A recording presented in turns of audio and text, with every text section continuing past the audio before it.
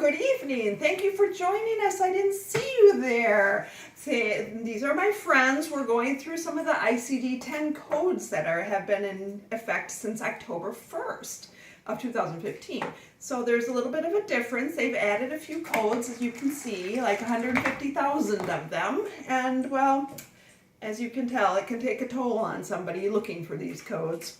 So I ran across a very interesting article written on the AHIMA website by authors Deborah Zarek and Renee Abda. In the article, they talked about some of the physicians' fears prior to the implementation, and then they also talked about some of the challenges that that they still face, I'm afraid. So some of the fears that they had were, how are they going to add 150,000 codes to their computer systems? Well, obviously they would need an update for that.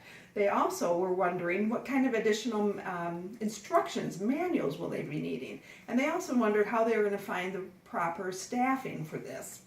Well, some of the things that they did proactively in order to alleviate any kind of transition problems prior to the implementation were that they added new and updated computer software, they trained their staff, and then they also changed and added documentation templates, which would really help in trying to load these codes in.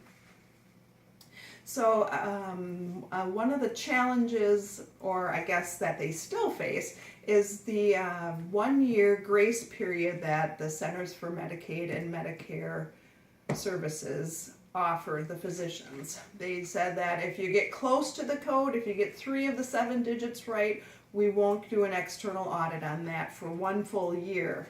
Well, that's good and fine according to the authors, but eventually that grace period is going to end. So their concern in this article was that physicians were relying too heavily on that. So what they recommended was that the physicians do quite a bit of self-auditing. They gave a toolkit of things that they could use for the self-auditing, and they recommend highly that they do that.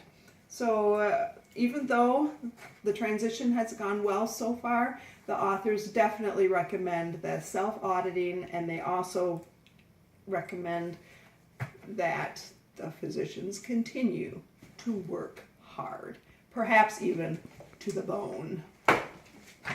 Thank you.